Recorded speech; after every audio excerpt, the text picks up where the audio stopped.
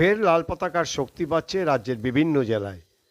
বিধানসভায় ৮০ জন বিধায়ক নিয়ে প্রধান বিরোধী দল তৃণমূল কংগ্রেস যখন আসল নকল প্রমাণে ব্যস্ত, সেই সময় শূন্যের গেরো কাটিয়ে মাত্র একজন বিধায়ক নিয়ে লাল পতাকা ঝড় তুলে কাঁপিয়ে দিল গোটা বাংলা।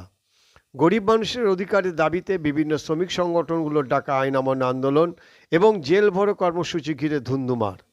বাম সমর্থকদের সামলাতে রীতিমতো হিমশিম খেতে হলো রাজ্য পুলিশকে। পাহাড় থেকে সমতল লাল ঝড়ের পূর্বাভাস কিনা সেটা সময় বলবে, কিন্তু মীনাক্ষী মুখার্জির আগুন ঝরানো বক্তব্যে অন্তত সেই আভাস মিলল।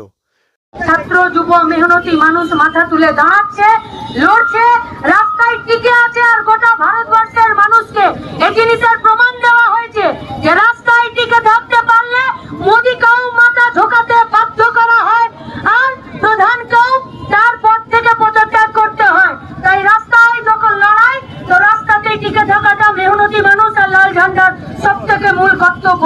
আর সেই কাজেই আজকে যারা উপস্থিত হয়েছেন তাদের কাছে আমাদের একটাই আবেদন, আজকের লড়াই জেদে, আজকের লড়াই হচ্ছে আত্মবিশ্বাসের, আজকের লড়াই আজকের এই গোটা শিল্পাঞ্চলের মেহনতি মানুষ, গরিব মানুষকে, বস্তিবাসী, কৃষক, ক্ষেত মজুরকে বার্তা দেওয়ার লড়াই যে আমরা রাস্তায় আছি।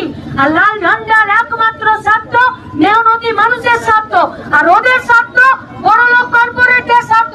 তাই আজকের মিছিল, আজকের লড়াই, আজকের আমাদের রাস্তায় টিকে থাকাটা এই জিনিসের আগাম একটা মাইলস্টোন সেট করবে। জিতবে কারা? বড় লোকদের দালালরা না মেহনতি মানুষের রক্ত ঘাম? রাস্তাতেই সেই হিসাব হবে।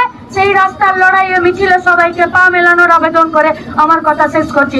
ইনকালাব জিন্দাবাদ, মেহনতি মানুষের ঐক্য জিন্দাবাদ। পালাবদলের পরই সক্রিয় হয়ে উঠেছে বামপন্থী দলগুলো। রাজ্যের আগামী নির্বাচনগুলিতে বিজেপিকে টক্কর দিতে লাল পতাকার ভিড় ক্রমশ বাড়ছে। সংখ্যালঘু ভোট যদি বামেদের দিকে যায় তাহলে অনেক হিসেব পাল্টে দিতে পারে। ব্যুরো রিপোর্ট, বাংলার খবর।